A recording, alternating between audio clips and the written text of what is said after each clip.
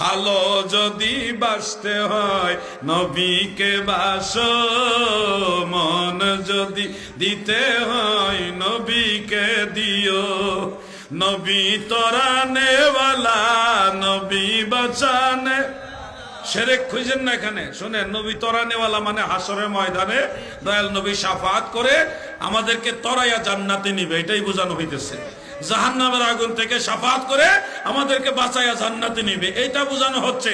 আপনি আবার ফতোয়া দেন না শিরক হয়ে গেছে, নবী তরানেওয়ালা কইছে, তরাইব তো আল্লাহ। আরেক মৌলবী কয় শাফাতের একমাত্র মালিক হইল আল্লাহ, কোন পীরের ক্ষমতা নাই শাফাত করার।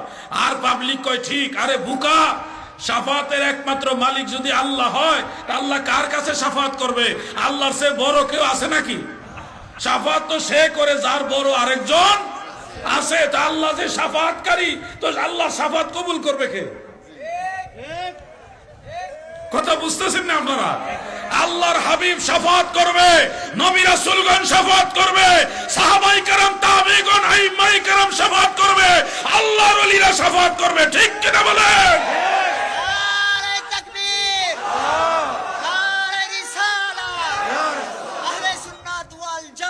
জিন্দাবাদ। আমার উবাইদুল্লাহ নাকি? মাশাআল্লাহ, দেখছেন কত সুন্দর তাকবীর দিচ্ছে। আল্লাহ তার হায়াত দারাজ করুক, বলেন আমিন।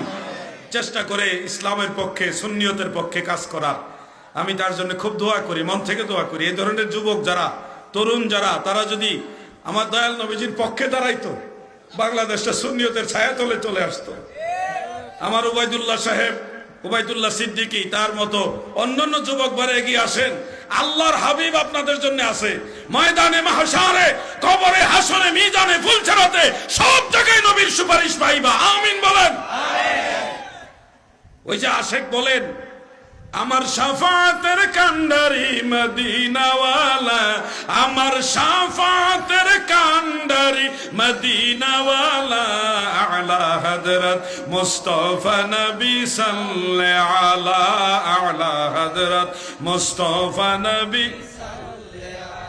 কেহ বলে নবী গোলাপের ফুল, কেহ বলে নবী নূরের পুতুল, নয় সে গোলাপ নয় সে পুতুল নূর আল্লাহর, নয় সে গোলাপ নয় সে পুতুল নূর আল্লাহর, আলা হযরত মুস্তাফা নবী সাল্লাল্লাহু আলা, আলা হযরত মুস্তাফা নবী। আমার শাফাতের কান্ডারি, শাফাতের মদিনাওয়ালা, আলা হযরত মুস্তাফা নবী।